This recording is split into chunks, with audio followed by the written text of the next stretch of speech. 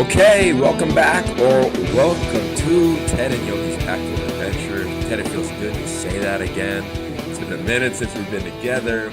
Spring ball's in the books, the draft is in the books, spring meetings are in the books. There's still changes on the horizon. You're on your way to Paris for the French Open here at the end of the week. I'm on my way to a family vacation, and then before you know it, we'll be at Media Days. So how are we living, man? We got a lot to talk about. Well, that's the deal. Look, it's mid-May as we're talking, and college football, college athletics, I guess we're here in the football realm, but it's really college athletics is to me, no doubt, entered the realm of the professional sports. It's 12 months a year. There's no downtime. And we used to have a little bit of a downtime. When I was in the NFL, I was struck, and I didn't know this until I was involved firsthand, that the downtime in the NFL is about 10 days. It's like the 4th of July. And that's basically the time that all the staffs tell all the coaches, go do your thing. Go get it out. Go get your yayas out. Take your vacations. Be with your family. Do it. Really those first 2 weeks of July, that's your one dead zone. And then we come back July 15, let's say, and it's full down till January. Anyway, point being, college athletics, I think, is there. And look, you were just in Scottsdale, where the college sports world kind of collected earlier this month. And I don't know if you sense this, but I'm watching, and I couldn't make it there with you, but I'm watching from the outside. I'm thinking, we're not just in a period of tweaking stuff. I think we're in the beginning of, and I use this word with some caution, revolution in the way college athletics. It's not just football, the way college athletics will be run. Did you get any of that sense being there? Yeah, it was really unique being there. One, it's fun because it's very relaxed.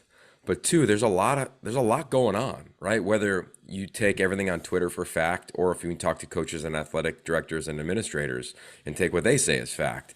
And sometimes it's gray in between those two areas. But the reality is NIL is the number one thing everybody wants to talk about, right? Pay for play, which is basically what's happening now versus why NIL was created July 1 of last year, our commissioner's very first day on the job. The second thing is when you look at a lot of coaches, they're like, well, yes, I understand the seismic shift that's happening in the NCAA, right? There's going to be a total shift there in terms of obviously the president next year, but also the ideology. Pat Chun, the AD at Washington State, is on a committee where they're looking at the NCAA saying, all right, what are we going to be? Like, how do we, catch up to the relative times per se? And that's probably saying it kindly. And I say that because coaches, this, they're about tomorrow, right? Like, they're not thinking 5 years down the line. Like, in the way the cycle works, we'll be lucky if all 12 coaches are here 5 years down the line. Dramatically lucky. I wouldn't put any amount of money on that. So I think there's like a world where you're looking at the future, but also you got to take care of the here and now. And those are the two big things that I took out of that, outside of just the camaraderie. And I think we might have the best group of head coaches we've had since we've done this when you look at the whole collective top to bottom. And that's great to hear. And we'll go through, before we're done with this, we'll go through the Pac schools and where they stand after spring ball. But there are two things that struck me over the last month or so that I've read. One of them is from the only athletic director who's on the college football playoff committee. That's Jack Swarbrick, who has been the athletic director at Notre Dame for over a decade, but before that was a longtime involvement in NCAA and amateur athletics based out of Indianapolis. And Jack Swarbrick came out and just gave an interview somewhere in the last month where he said it's inevitable that Division I will break. He thinks it'll happen in the early 2030s, and that's really tied to the current media deals that have been signed by the SEC, and I think the Big Ten's pending one. I believe that's why he's gearing his timing to that. But he basically, and actually maybe I'll pull it up here in a second and read, but I thought he had a fascinating comment about how it will break down. He said, we'll basically break down in half. And I'm going to find it here. He said it would be between schools that just license their name. You license the school name and run an independent business that's engaged in sports. The other end will be you integrate into the university in terms of decision-making and requirements. And schools will, in essence, fall into one of those two categories. It's an offshoot of what I know you've heard me say this for 5 years. I've used the Premier League as the model, that I thought there was going to be 20 schools or 30 schools that would break off and do a super league in football, a Premier League. These are all offshoots of that concept. But I thought Jack Swarbrick really phrased that well. And it's going to push a lot of schools, including my alma mater, Notre Dame, into that tough decision-making area. Which way do we go? Do we just license our name? And as the Pat Forty, the writer in SI said, do we just say it's Oregon Ducks Athletics Inc.? And that's just an example. It's not a specific. But I think that's realistic. And the second thing I read, Yogi, that just really rocked me was a coach I've gotten to know very well through the years, basketball coach Mike Bray, also at Notre Dame. And Mike Bray was at Duke. He was an assistant for K before he got the Notre Dame job. Very well respected. He's been there about 20 something years. And he said, look, and he's talking about basketball. He said, coaches, stop whining about NIL. He said, deal with it. We're all getting paid a lot of money. It's here, deal with it. And I went, wow, finally somebody, to me, that resonated with me. Because it's not changing. It's way more extreme in basketball right now than it is in football, the transfer portal, I should say, because just the nature of the sports. I think basketball lends itself to be a sport where you can flip 7 out of 12 a year and still play. Football, you can't flip 75% of your roster and expect to have a productive year. But Yogi, to me, I mean, and chime in on this, I'm trying to simplify this. Coaches in particular, and a lot of people in college athletics, and even extends to someone like me, have benefited from the explosive growth in college athletics over decades. Market, right? Coaches have been able to take advantage of the market. And it's not everybody, but there have been examples of coaches who have jumped contracts, who just taken advantage. Brian Kelly this year walked out on a recruiting meeting in someone's living room to take a phone call from his agent who was negotiating a new contract for him. Yeah. I mean, okay. So now, who's been excluded from that market for a century? Players, yeah. Players are now in the market.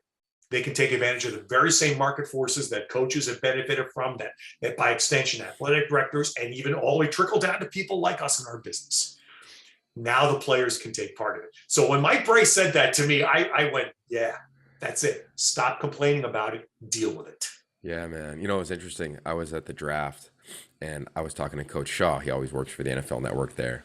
And we just kind of had a round table of, I think it was Daniel Jeremiah, Joe Klatt, like all the guys that are on NFL Network, Charles Davis, who I know we both love. And I was talking about it. We were all talking about NIL and the world that it was. And I said, thank God for Ted and I. No one can mess with the game. Like when we get to call the game, like we don't have to live what these guys are living every day. The recruiting, guys leaving, getting paid, tampering, right? Like look at Pitt. The Blitnikoff winner at Pitt is now in the portal, call it free agency. Everybody thought he was coming to SC. We'll see. He's reportedly taking visits at Bama and Texas and, a bunch of other schools. And part of me, like, I get that. So here's the exercise I did with my wife that I think you'll appreciate. I said, Amy, who's one of your favorite guys you've ever heard me talk about in college football? She goes, Khalil Tate. I love Khalil Tate. I said, okay. Khalil Tate's on the cover of SI, has a breakout sophomore campaign. Well, in the world today, after his coach got let go, Rich Rodriguez, Khalil Tate probably transfers. Let's just say he ends up at UCLA, for argument's sake, comes back home to Los Angeles. How do Arizona fans feel about him? Probably don't like him that much. A little bit of distrust, don't have a great taste in their mouth with him. When he comes to UCLA, does he become Troy Aikman, Cade McNown? Probably not. The chances are really slim. So what happens to Khalil Tate in 10 years? He doesn't have a tie to Arizona, doesn't have much of a stint at UCLA. And I think among all these things, and I talked about it with a couple coaches in Scottsdale, guys aren't going to have any affiliation to schools. So I get the Premier League. I get getting paid. I'm down for Jordan Addison doing whatever he wants. I understand the market. I get it. But you went to Notre Dame. You're connected for life. I went to Pitt. I'm connected for life. I think guys in the portal, especially when you're bouncing for 1 year or maybe 2 years, like where's your connection? I get it when you get beat out. I understand that. Like I get why Keaton Slovis went to Pitt from USC. But when you're an elite player and you're bouncing, like an elite coach, like the Brian Kelly reference, bouncing to go get, in their eyes, a better opportunity, a new opportunity, I got a problem with that because I think the player's going to get kind of screwed in the end. I don't think they're going to have any connection. And I see it now at 40, right? You're a little older than me. Like, we go back to that fan base. I connected you with one of the greats of all time at Notre Dame, Ian Book, the all-time winningest quarterback. He could do whatever he wants with Notre Dame. The rest of his life, Andrew Luck, Stanford, etc. And that's where I'm really worried. And I don't think a player, and I understand why, I don't think they're even thinking that way. Yogi, that's perfect. I couldn't agree with you more. And it leads into my longtime held view with you that the difference between Saturdays and Sundays in the football season is Saturdays people root from here. They root from their heart. Ooh. And on Sundays, you root from your head. College, heart, pro, head. That's changing. Because now the business, it's $1 billion business on Saturday. It's going to force people to start thinking, and the players are there, right? They're going to start thinking with their head. So you blew my mind the other day. We were talking. I want you to share it. But there's always been dialogue since Christian McCaffrey opted out of a bowl game of should players opt out, should they play, they're going to get paid. Share what you said with me, because I haven't stopped thinking about it. So this gets into, again, this revolution that I think we're starting out on in college athletics. And one of the questions that will have to be answered, I know it's been addressed by, I know lawyers who have been addressing it at several conferences out in our part of the country here over a decade now, is how do we handle the employment angle, right? You know, the guy that's pushing, and I forget his name, the former UCLA guy that's been pushing all these causes for players, wants everything for players, but doesn't want them to be employees. Okay, you want payment, you want lifetime this, lifetime that, but no, we're not employees.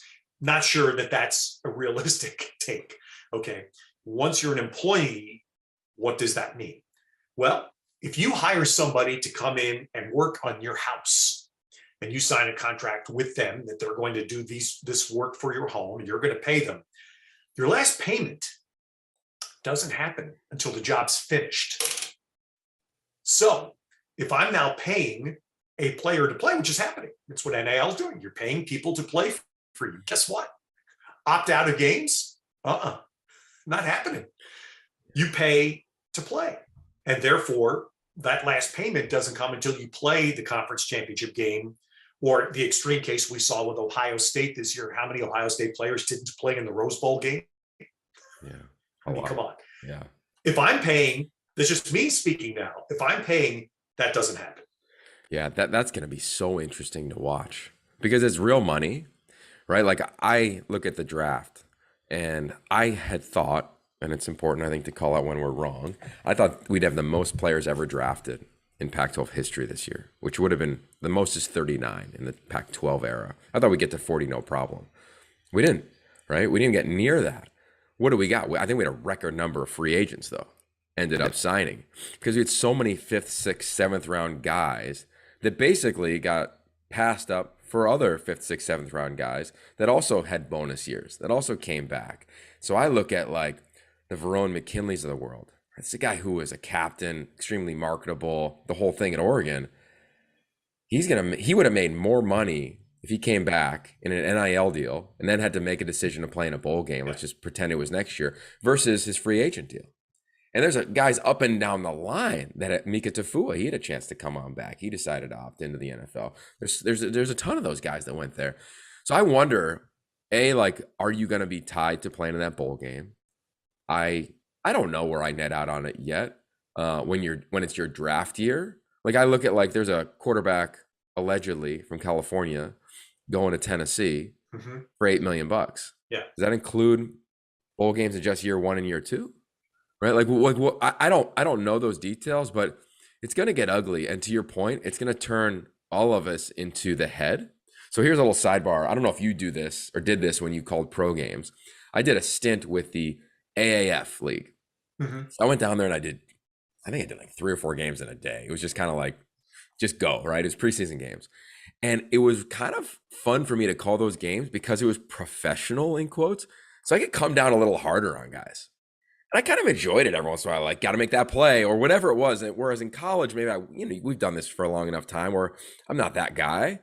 I wonder though, like, does even like the broadcasting profession, the analysis profession, the critiques, like, do they become even harder because guys are getting paid? And I say that because I do this talk for every locker room in the Pac when I go in and do media training. Is I say, hey, take your helmet off. Nobody sees you, right? Like when you do interviews, make sure your helmet is off. People need to get to know you because you're just a guy in your armor. And now when you're just in your armor and you're a college player, people don't know your face unless they're psychopaths in recruiting. And most of us aren't, outside of maybe the quarterback position. And you're getting paid. So now you're going to get criticized even more. Like there's a world where I'm really nervous about that. And here we are on Mental Health Awareness Month, and you and I are huge on that. I just think that like there's a lot of things we're not seeing coming down the pipe that just got to be managed and addressed, because this is not going to slow down. NIL is not going away. Right. Just hopefully some guardrails. There'll be a calendar, like some things will come out, I think, over the next couple months to give it some form. But man, how athletes are portrayed, received, and talked about, I think is going to change. Yeah. A couple of offshoots to me on that. I was wrong in one thing that I thought was going to happen. I talked to you about this. I thought we would have coaches that would leave, who obviously have to have the option to go to the pros. But I thought we would lose, we meaning college football, not just the Pac, but college football would lose coaches to the NFL because of what you just talked about, because this system is complete chaos with zero. And I think, by the way, I used the phrase, we did the UCLA game and we had Martin Jarman, the AD, on with us, and I used the phrase guardrails, and I realized, I said that because it's Pac-12 network. We're past guardrails. We need cement, barricades, and razor wire now. It's way past guardrails. But anyway, point being, I was wrong. We haven't had that exodus of coaches. I was surprised by that. So again, I freely admit that was something I thought would happen. But to your point about players and their choices and their options, I continue to say this. How many players in the Pac-12 are being recruited, or let's just say this past year, were recruited by coaches in this conference? How many players don't believe they're going to get a shot to play in the NFL? Like zero. Thank you. Yeah. So that's the point. At this level, it is pro to me. And not everybody, we know not everybody's going to make it. Not everybody's going to get, look at what happened to Oregon. How many players didn't get drafted who declared? Like a CJ Verdell, I can't blame him. The guy's a running back. That's the shortest shelf life of all. And the guy blew his knee out. But when you blow your knee out, you think you're going to get drafted? That to me was not a realistic play. I don't know what advice and what other elements are in his particular life. I don't know any of that. But anyway, this is pro. Everybody playing at this level believes they're at least going to get a look. And there may be the rare, the small percentage of players that are realistic enough to understand this is the best I can do.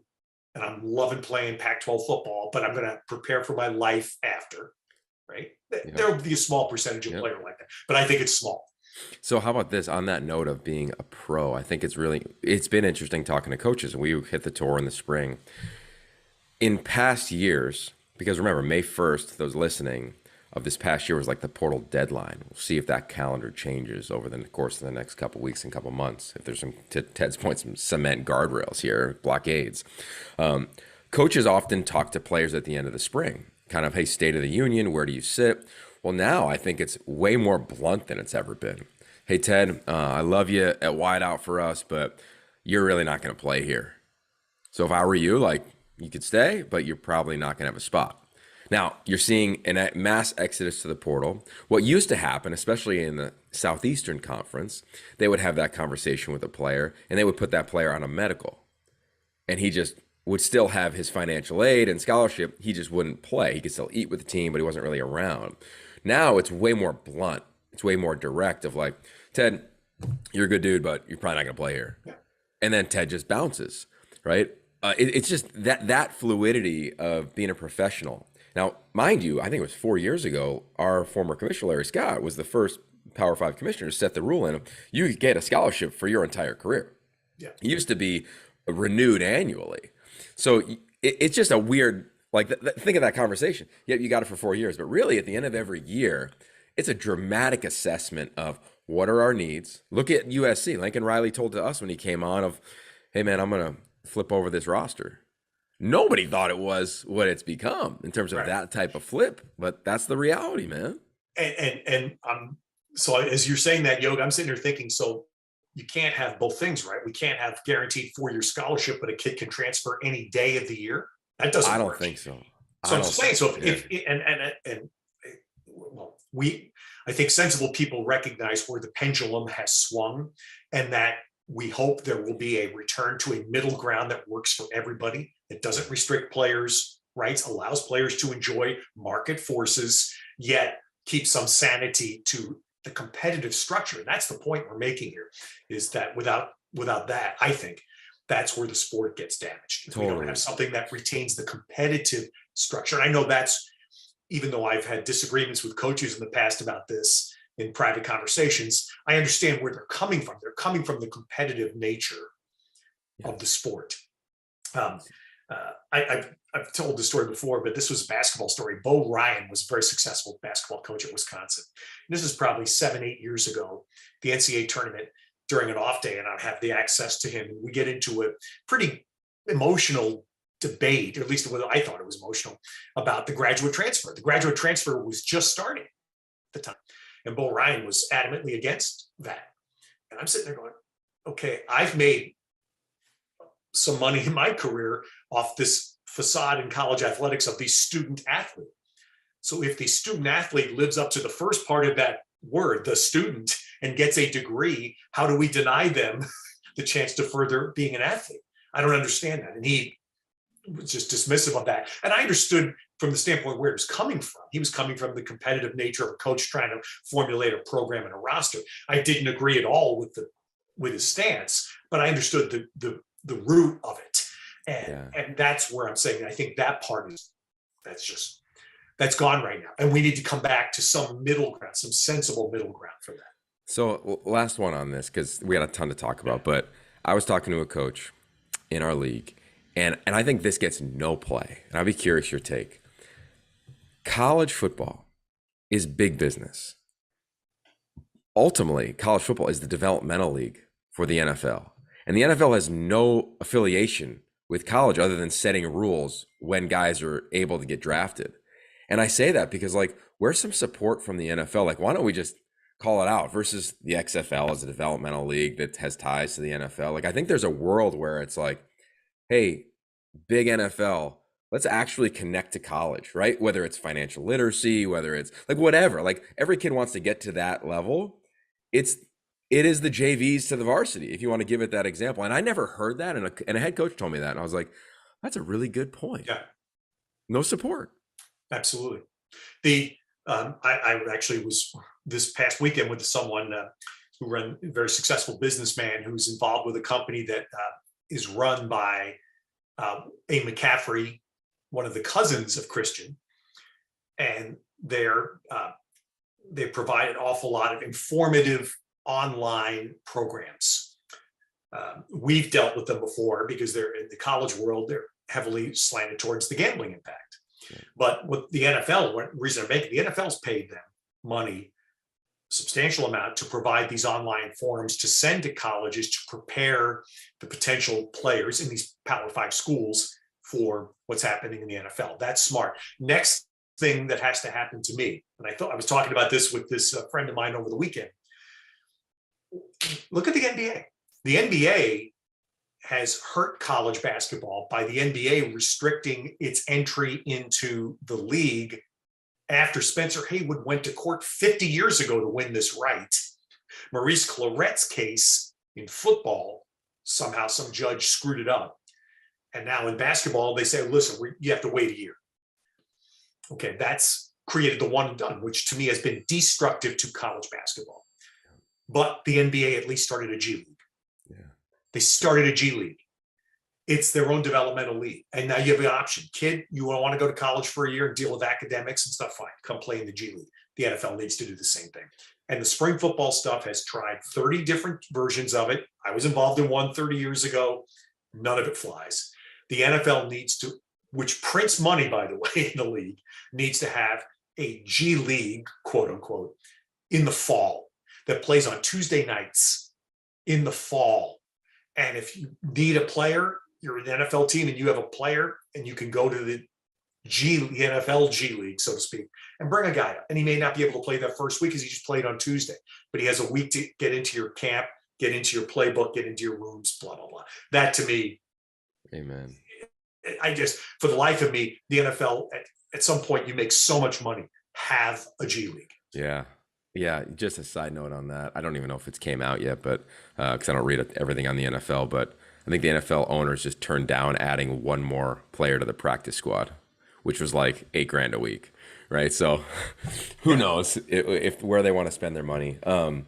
Okay. There's a lot to talk about as we continue on within kind of our spring recap. Let's start with Arizona State, right? And maybe give a note on each team if we have it. We were there for their spring showcase. I think it was pretty evident where they struggled at quarterback. They lose their best player on offense and defense. Linebacker ends up at USC. Wide out, we'll see where Ricky Pearsall ends up as well. Some players have entered the portal. Some have come back. Omar Norman Lott ends up coming back. But they get Emory Jones, 4-star quarterback at a high school, an Elite 11 kid, who I'm a huge fan of. What do you think? Like are people way over the top, dramatic, like, hey, Arizona State, I don't know? Or did you see enough, even though you subtract some of those players, say, hey, dude, they're going to be pretty competitive. Like when they play Oklahoma State, like they're not going to get rolled. What do you think? Well, yeah, it's a great question, Yo. We talked about this a little bit on Pac-12 radio. We went there and we heard two things when we were there repeatedly. One is tightest team, best team atmosphere since Herm's been there. Second one was we have 5 scholarships in our back pocket. Herm said this to us directly. I've got 5 scholarships in my back pocket and I'm going to start using them tomorrow. Unfortunately, we left, and what happened the next day? Best receiver leaves, best defensive player leaves. Second, Lole is, I don't know where Lole is as we speak. Is he? He's still in the portal. Else? Not yet. He's in the portal, right? It's like, I mean, it's hard.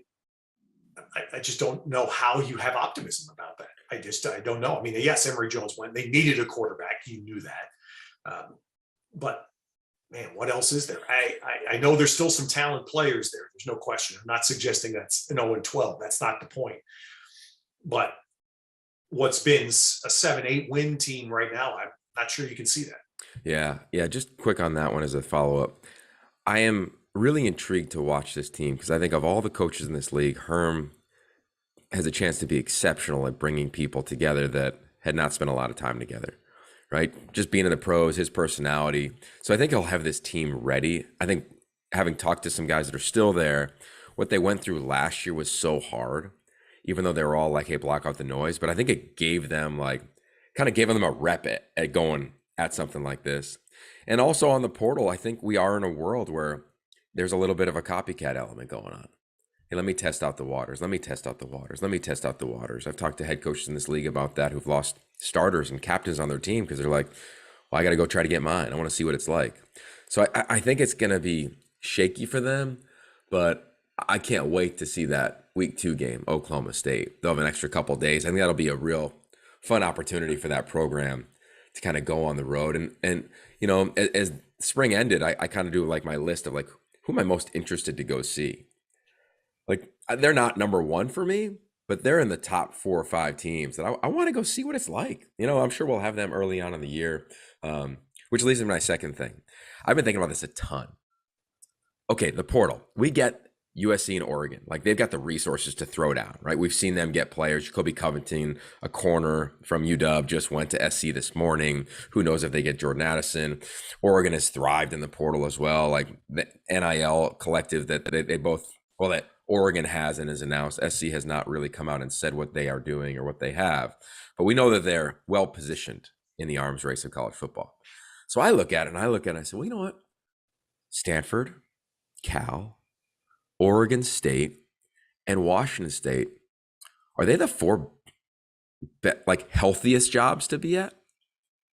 You know what you're going to get as a recruit.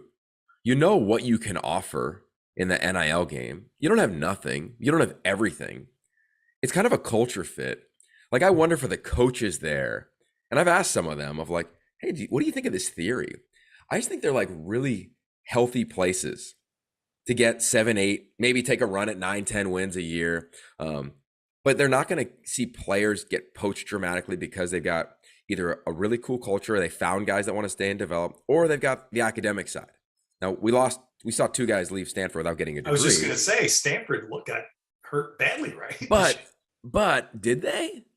Like, did they? I don't know. Like Austin Jones, like, we love him, but he didn't break a lot of tackles last year. Like, if we're just going as a football player, like, I don't think it was a smart move for him or Nathaniel Pete to leave without getting their degree. But I don't know. Like, I keep thinking about that of like, okay, like ASU, like everybody thinks they should have like collective that can compete against SC, right? They don't. Like, that's just the perception because everybody's always said it's a sleeping giant job in air quotes. I just think those four jobs are like kind of well positioned to say, hey, this is what we do. Stanford, you got to get in out of high school. Like, or you don't get in we don't do the transfer thing unless you're a grad transfer, like the kid out of Oklahoma, the safety. Right. Well, the Stanford, we know Stanford, and even probably slightly lesser degree, UCLA can't play the transfer game. Stanford, I know it the grad transfer thing at Stanford it's not 0%, but it's probably 2%. Of a play. So that doesn't just, but then I come back to your point from earlier. So here you had top two running backs at Stanford. Two guys are going to play this year for them that both leave. One goes to USC, so you can understand that's football driven. The other one's Missouri, is that right? Yeah. Which is hard to understand. Playing for Bush Hamden. Yeah. For Bush Hamden, exactly. But my point is they both walked away from Stanford degrees. Yeah. That's the part that to me goes back to what I talked about, how it's no longer about the heart, it's about the head. Yeah. And they're looking at it strictly as a football conversation. It has nothing to do with college. Yeah. So you reference UCLA. I think it's important to note them. If okay, as of today, May 16th, I'm going to pick Utah to win the Pac-12 South as we know it today, right? We're going to talk about that in a minute. Like, does this North and South even exist, right? We'll talk about that. But I pick Utah. If I didn't love what they did last year and didn't trust Kyle Whittingham so much, I'd pick UCLA coming out of the spring to win the South, in air quotes. I love what they've done, right? In the portal, he's missed one time. Every guy started except one player. They bring in Jake Bobo, who, from whatever it's worth, my eyes said he was the most complete wide receiver I saw all spring. We both had a chance to visit with him and really enjoyed that visit with him when we were there for the spring game. Yeah, and you had a great conversation with Tim Drevno, their O-line coach, and everyone was blunt about it. They needed some tackles. They go get one. They get a tackle, transfer out of the University of Oregon, right? They could insert right in. Everybody was on him in the league. Jeffers is his last. Jalen Jeffers, I believe is his name. I don't know, man. I'm high on them coming out of spring. Like, I'm really high on them. And that's a great call, Yogi, because this also goes to one of my other pet peeves. You brushed against it earlier, which is, how forever, I don't want to hear about stars. Don't talk to me about stars that people in basements put on kids in high school. Means nothing in a Power 5 league. Now, if I'm recruiting in the MAC or in the Mountain West, those tiers of conferences, that does mean something. Power 5, forget it. Just look at the first round of the NFL draft that we just had. Look at how many 2- and 3-star recruits out of high school were drafted in the first round, including Devin Lloyd, 3-star out of high school, first round draft pick, right? And my point, therefore, morphs into who had the most players drafted out of our conference? Amen. Go Bruins. UCLA. Yeah. Isn't that the measure? Player development?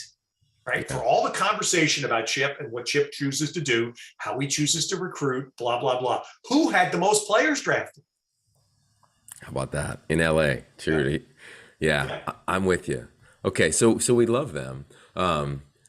We went over to SC after the UCLA spring game. Dude, it was awesome over there. I had a chance to getting back to the meetings in Scottsdale. I spent a decent amount of time with Coach Riley, just get to know him a little bit. Dan Lanning, like the new coaches, Kalen DeBoer, we'll get to him in a minute.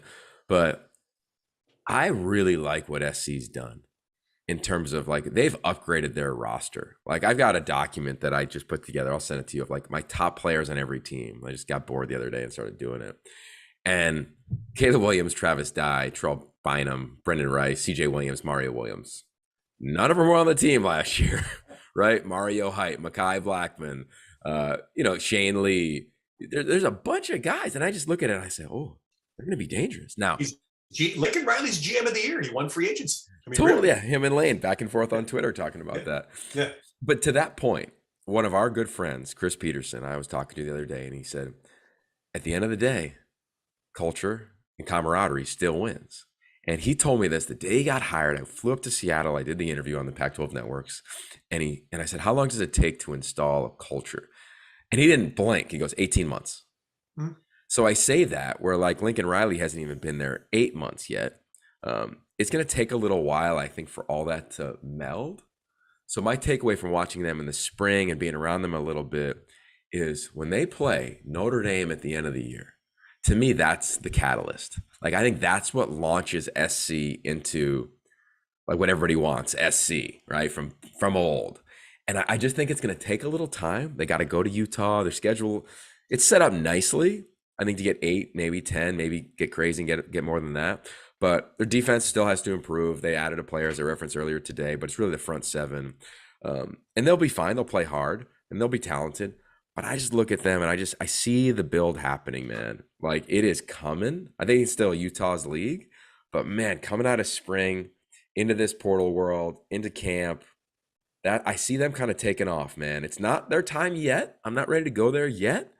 But I just love how Lincoln Riley, to your point of Mike Bray, is like, hey, let's just adopt to the reality. Now, I don't think but talking to people there, nobody loves what's going on in college football. It's not like SC's like, man, this is awesome, NIL world, and players wanting to, that's the first question they're asking versus like, hey, how do I fit in the culture? What's class like? They're all asking about NIL deals, especially with Hollywood and all those things. But I think he's just got a way about him that is going to set this thing on fire in a good way. So that's a fascinating dynamic you just posted, Yogi, because of Chris Peterson's line there, about 18 months. So here's Lincoln Riley in this new era. It's the new era, right? Coach comes in, big buildup, free agency, pulls in players from within the conference. Never used to happen. Pulls in players from within the conference to work and trying to mold it together in 1 year, as opposed to the 18-month Chris Peterson model, and going against a guy, and if I'm counting 9, 12, 15, this will be the 18th year for Kyle Whittingham as the head coach at Utah. It's awesome. Okay. Lincoln Riley's been there for 4 months in the new world. Yeah. And he's played it beautifully so far. To the culture that's been developed over 18 years by Kyle at Utah. Yeah. Yeah, it's going to be fascinating, man. I hope we get their opening game. We'll know in about 2 weeks if we get the Rice game for Lincoln. But you're right with Utah. I talked to Cam Rising the other day. I'm working this quarterback book that, Ted, thankfully you're going to be a part of as well. And he's just got a way about him. And I think people forget, and I'm going to go hard on this. Cam Rising was a 5-star recruit out of high school. He wasn't like 3-star Sam Darnold and he just developed and won the job and became the guy. Like, this was the man who went to Texas and then came back to the Pac-12 footprint. And I say that because if everybody around the country doesn't know who Cam Rising is by the time they play Florida, we've all done a poor job. As well as the people who get paid to talk about football. I'm talking to you, ESPN, Fox, SEC Network, whomever. He should be one of the guys named. I get there's Bryce Young and CJ Stroud, but in the Caleb Williams, Cam Rising, they should be in the same dialogue based on what's happened on the field, based on also both huge recruits. So I say that because I just think that when I look at them and their top players, right, including a freshman, Jalen Glover, who went off in the spring game, including Brant Keithy, who I believe is the guy Kyle references when like a lot of schools came tampering to go get that tight end with a lot of offers. I'd imagine he's the guy that a lot of people went after. I just like where this team is positioned right now. Clark Phillips, you could argue, to me, he's tied for top DB with Christian Gonzalez, who's now at Oregon in the league. They got a lot of players, man. And I'm just not going to bet against it. I think this is their year that they take a run at least coming out of spring. Yeah, that's a great call about Rising and quarterback. And it continues to be, I guess, it may be something of a frustration, perhaps if I can use that word, that Utah doesn't get this respect. Look at what just happened. I referenced Devin Lloyd. A general manager who I happen to know has massive respect for Kyle Whittingham's program, traded up to get Devin Lloyd to his team in the NFL because he's done. I just know he has tremendous. It's looking at culture. It's looking at how football's played in an era where the game has changed in many ways that we know. Utah maybe has changed less in the way the game's played. Am I right about that? You're exactly right. And what I've seen in the spring, we were all both at Arizona. And if you go around this league and you say, all right, what defense does everybody play? I've seen a shift to people playing, this is the nerd, the 4-2-5 defense, right? 4-man front, basically get after the quarterback in your rush lane. Don't try to hold a gap. Let your linebackers be athletic and move. Play a nickel defender as a starter and go play that defense. And Arizona's going to play that defense. Obviously, Utah plays that defense. Usually a lot of teams in this league start playing. We talked about that with Bill McGovern at UCLA. That's right, UCLA. In essence, that's now the default defense in football is you want to say it's the hybrid position, whatever phrase you want to throw in it, it's a fifth defensive back, right? That's the default position. We start from that. The front seven, so to speak, I think is lesser than it was. Yeah. Which leads me to, I want to talk about a couple more teams real quick. Cal. I would not be shocked if Cal and Oregon State made a lot of noise this year. Xavier Carlton and Brett Johnson, you can make an argument that they might be, when you look at the two of them, find another top two defensive lineman on a team, and how do you comp them? Brett Johnson, every coach I talked to Mario Cristobal the other day, and he goes, Brett Johnson, that was the best player. He might be the best interior defense lineman in the league. Brett Johnson didn't play last year. Didn't play, right. He got in an accident the night before the spring game that you and I called, and now he's back. He feels as good as he's ever felt. This is a guy who was a wrestler. He did judo. He's done all mixed martial arts. Like, he can move. He's agile. He's got that flexibility. Xavier Carlton transferred from Utah. He played a lot last year playing the rush end position. So I just look at that team. I'm excited for them. They get in a transfer, of course, at linebacker in Jackson Sermon, Peter Sermon's son, who was a leading tackler at Washington. And wideout-wise, it's the most explosive team Justin Wilcox has had. And I don't think it's close. And I know they lost two guys to NFL free agency. They lost Nico Remigio to Fresno State. I think they got better at that position. Jeremiah Hunter, Maven Anderson, J. Michael Sturdivant, Jermaine Terry looks the best out of any tight end in this league. Like tan in the dirt tight end. And then they get Jack Plummer, quarterback. What'd you think? Yeah, you saw the spring game. What'd you think? He can spin it. He's going to be really accurate. And I think this offense is going to be great for him. He doesn't have the mobility that Chase Garber's had. And, but he's a better passer, in my opinion. He's what they haven't had, to be honest. They haven't had, and that's what I was going to say. The defense guys you referenced, but look, let's face it, this is a year where you want to see Cal's offense ramp it up a notch. Yeah, and I think we will. And then flipping it over to UW. So I spent a decent amount of time with Kalen DeBoer in Scottsdale. And he's a guy that we had our meeting with prior to calling the Fresno State UCLA game of the year, according to Kirk Herbstreit, by the way, which was, I agree with Herbie on that one. He was really impressive. And not just like, you come off of meetings sometimes that are organized, you're like, wow, that was impressive. Just in like hanging out with, just talking about life with, talking about his kids and talking about his team and development. And you forget that sometimes this guy was like a head coach for almost a decade at like a lower level school, right? Like, he's had a ton of experience doing this thing. Maybe not at UW, I get that, but he's kind of old school in the climb, right? We see meteoric rises in coaches now. We're so accustomed, like Dan Lanning's 35, right? It's amazing, but I'm a big fan, and we know what they're going to be offensively, much better, right? Like, just plain and blunt. And then you add in Roma Dunzier, Jalen Polk, Giles Jackson, Jalen McMillan. They get a transfer from Arizona State, a local wideout, who's now back there. They get their offensive lineman, Jackson Kirkland, gets a bonus year, the medical year he gets granted. And I think they got three quarterbacks that'll be okay. Oh, I was going to say, is Kalen DeBoer a quarterback whisperer? I think he comes from that tree of Tedford and all those guys. Yeah. I think, yes. Jake Haener, obviously. Like, I do think so. And what I love about him is that when you talk to him, he's founded in optimism, right? And I think sometimes when you're with quiet guys that are coaches, or at least not that public, right? Because Kalen hasn't been in the spotlight forever, you just don't know. Man, every time he talked about Sam Heward or Dylan Morris or Michael Penix, like, it was grounded in optimism. Like, can't wait to see what happens in training camp versus, hey, we got a guy and that's what we got. And then we'll see if the other two can compete with him. In Penix, who of course he coached in Indiana in his 2 jobs ago for him. And I just really enjoyed that, as well as like guys on the defensive side, like Savell Smalls. I think he'll be a breakout player. Cam Bright, transfer from Pitt. He's a captain type guy for them. Like, I just think they're going to surprise people. And when Mel Tucker comes to town in Husky Stadium, I think it's just going to be a great moment for that program.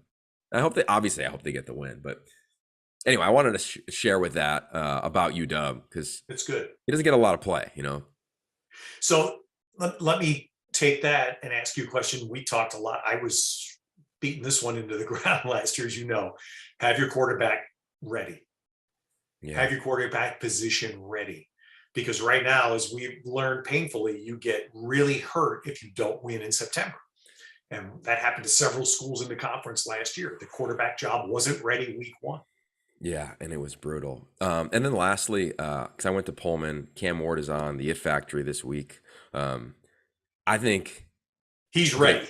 He's ready week one. Ted, he's awesome. Yeah.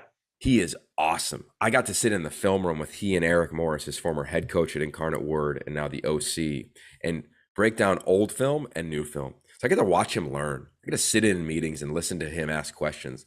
Of course, I got to spend time with him and interview him and get to know his personality. But then I went and watched practice at 6 a.m. and it's freezing cold at 6 a.m. when I was there. This dude didn't flinch. He's like, I'm used to it. Let's go.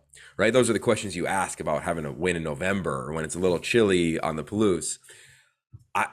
I get Caleb Williams is in the top tier, as is DTR, as is Cam Rising, as is Jaden DeLaura, right? Maybe Bo Nix, as of course Tanner McKee, Chance Nolan I think will be the starter. But dude, Cameron Ward, he needs to be in the dialogue because this dude can do things that I hadn't seen anybody in this league do yet. So I am as high on him now as I was after week 3 when Gardner Minshew was dealing. Right. So when you say things, you've seen him do things, what do you mean by that? So I mean, he can distort his body and make freakish throws. Huh. He can see things, and the term I love is LTA, which is load to arrival. Like when he loads his foot, the ball is on the receiver. I saw him do things in practice where I literally was like, I said, whoa, out loud next to Bill Stevens. Like, I just think he's really unique as a competitor. He's special. And it's not like he's coming in like Jaden DeLaura and having to learn a new offense. He's coming in and teaching the offense because he played it. He's the only guy that knows it inside and out as a player. So I just like him. They go to Wisconsin. That's going to be a challenge week 2. Yeah. They got that. Their offensive front is where they need some growth, but he's going to be fun. So, all right. So that's kind of a recap. Colorado, I'm excited to get there. I'm really interested in them. We didn't have their spring game. Sounds like they're still split at the quarterback position. Oregon State, Damian Martinez, remember the name. He'll be an all-American freshman running back, in my opinion, from Oregon State. And we touched on everybody else. So well, let's talk about Bo Nix a little bit more. Yeah, let's do it. Okay, so I was at practice, and Bo Nix, and I've talked to people at Auburn, and because Eric Keesaw is the offensive coordinator there now. He was there last year as well. Eric Keesaw, we know from this league. He's been all over UW. He was at Cal. He's been in a bunch of places. Anyway, Bo Nix left as the starter. He left as the starter in the SEC. I reference his book that I'm almost done with called 5-Star QB, and in the book, Bo's in it. And he references how, like, he was a legacy kid there, right? His family had all gone there, played there. There's a lot of pressure there. He got engaged in Jordan-Hare Stadium, for crying out loud. To me, he kind of just wanted like a fresh start to just be him, right? And I say that because as I've finished this book, a lot of quarterbacks say the same line, which is, on my official visit, the student section was chanting my name. After game 6, they were chanting my name but booing me off the field. Yeah. So I just think that for him, like having a complete fresh start, to be able to go with Coach Dillingham, who he knew from his first year there, to go to a place like Oregon, which is not at all a rebuild. Like, this team can win the Pac-12 as well. Won't be shocked if they make life really hard for Georgia in week 1 of the season. To me, he's the starter. I know that that's not official from anybody over there. I think Ty Thompson has the most unique arm of the 3 competing for the job. But I would not be shocked. I would be shocked if Bo Nix didn't trot out with the first team in week 1. But I could see a world where Ty Thompson has a role at some point. Like, I think Ty's got ability. So to that point, let me just get on a quick soapbox here. To all the Oregon fans listening and every college football fan, Let's let's eliminate the dialogue of if a guy doesn't play by his second year, he should transfer and he's out. It's called development. It's called freaking development. And I just hate to hear that because everybody's not Trevor Lawrence, everybody's not Jalen Hurts, everybody's not Tua Tagovailoa. Guys have to develop, especially in another system, and that's where Ty Thompson is. And I think he can be a star in this league. He was the biggest quarterback recruit that Oregon ever signed out of high school. Let's not make his life a living hell if he's not named the starter. Let's just kick the heck back and let this guy develop. Like, I got a laundry list of players who developed. How about Matt Leinart? How about Mark Sanchez? How about John David Booty if you want to go to like the era in this league? How about I can go up and down this league and give you a bunch of names. Can I throw a name at you? Please. I just spoke with him last week again. Andrew Luck. A freaking man. Red shirted. Yes. His first year at Stanford. And I asked him about it again. And he said, I wasn't ready to play. The offense that was being run at that time, which was a higher, sophisticated offense, I wasn't ready. I knew I wasn't ready. Who has that self-awareness? And the point I'm making is that that's what I went into the point about him with patience. That's what's missing, right? Is everybody is impatient. And that's part of being young. Completely understandable. But you hope you have people in your life that can balance that, right? And explain to you, hey, hang in there. Hang in there. And I'm hoping that, for example, and I don't know Ty Thompson at all, but maybe he has people in his life that can help him establish that patience. Because in the end game, Oregon's, it's hard to beat that as a place to be. Yes. Thank you. Okay. So in college football, news was announced a week or two ago that the NCAA was eliminating the fact that you have to have divisions to have a conference championship game. And you had to if you didn't play everybody, that basically how the rules said, then you had to have two divisions and have East play the West, or what was the Big Ten back in the day? It was like the Legends and the Leaders or something like that way back in the day that they thankfully eliminated, or the North and the South in the Pac-12. I look at the leagues that are going to eliminate divisions for this season, which I think caught some people by surprise that it's happening now, is that it's putting you in the best position for the playoff. And if we rewind the clock, unfortunately, the leaders in that room couldn't find a way to agree on the obvious, which was expansion. So that's put on hold, and away we go. So now the leaders of each respective league have to say, all right, what is the best thing for our respective league? And I think if you go back in time, Oregon, Stanford, at times were 1-2 in this league. They didn't play each other in the Pac-12 championship game, right? But they both beat top 10 teams, right? So I think now what we're going to see, obviously, is the two best teams that have the best winning percentage in conference play each other in Vegas. And I think it's the best thing for the league. What's your takeaway? Right. Well, yeah, I'm looking again at this quote from Jack Swarbrick, who's on the committee, and he said the playoff will wind up at 12. Now, there's no date as to when that will happen, but when it does happen, to me, it will render conference championship games pretty close to irrelevant, other than making money, which we understand. They're money makers. Okay, great. That being said, I'm hopeful that this happens for the Pac and that the scheduling situation is better, because there is just no way you can make sense of the fact that Oregon and USC don't play again in football. Just that can't be. There's no benefit to the Pac-12 for that to happen. And I understand the argument. We've talked about this before, Yoga. I'm the one who brought it up. I mean, Alabama and Georgia have played 3 or 4 times in the conference championship game. I think they've played once or twice in the regular season in the last 12 years. But the SEC is an anomaly. They don't care. They can play at 3 a.m. and they'll draw 85,000 people in their stadium. The Pac-12 is not that way. Yeah. Your teams need to play. Your teams need to play. And as you enter this world of driving a new media deal, whatever that media deal will be, trying to maximize revenue, and as has been discussed, trying to make sure that you keep your powerful schools, your best schools in the conference. That's real, right? Make sure that those schools don't get attracted to go someplace else. They need to play each other. TV wants that. Streaming wants that. Whatever we end up with, that wants it to happen. Yeah, I'm with you there. I'm excited for where the league is going in that regard. I'm really intrigued to see how it shakes out in other leagues too, right? What does the Big Ten decide to do, right? And if so, when does Michigan and Ohio State play? Do they not play the last week of the season again, in case they have to play the very next week, right? Could you imagine this new deal that Fox Parent is going to sign with the Big Ten? Could you imagine if Kevin Warren, the commissioner, said, by the way, guys, Michigan and Ohio State aren't going to play? Right. Crazy. I mean, come on.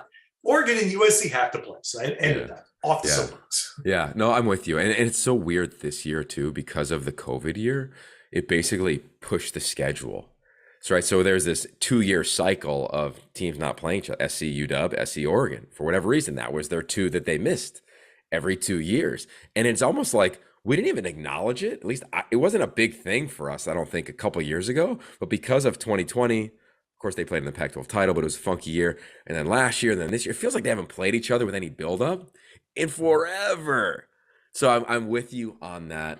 And I'm excited to see how it shakes out. I know there's been a ton of dialogue around that. And I think everybody in the league says, okay, what's the best thing for the league? What's the best thing for the game? And that's where they net out with this decision. So big news in Pac-12 football.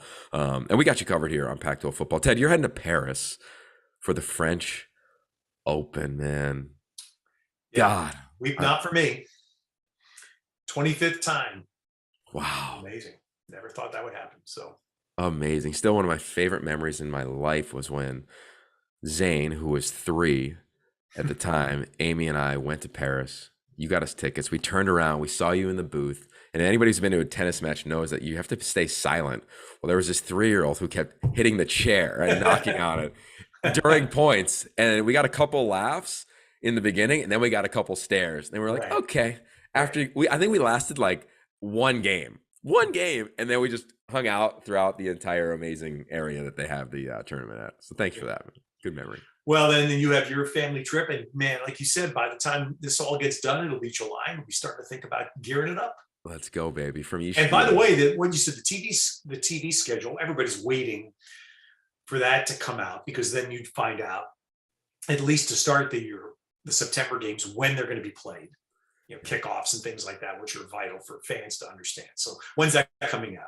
I believe June 1st. Yeah, so it's been rumored. It's always funny whenever I run into the Fox guys at Scottsdale meetings. I just let them know, hey, guys, take the bad games, in the draft, and they get a chuckle out of that. So we'll see. There's always a lot of insider deals and who's going to be good. So that's why it's fun for us to get to see these teams in the spring and try to nudge what game we might get to call. But I'm excited for us to kick off the season. Well, I think we'll get to see Oregon. I think we'll get to see SC. I think we'll get to see UCLA early on in the season. I think it's going to be really fun for our crew. God, I miss our crew, Molinari. Of course, he's doing the NBA playoffs now, and Barkey's running around. But we'll get everybody back together after our respective holidays and your work, man. But hopefully you guys enjoyed this episode. Good recap of spring, the meetings, looking forward. Hit us up with any questions. Ted and I got you covered right here at Ted Yogi's Pac-12.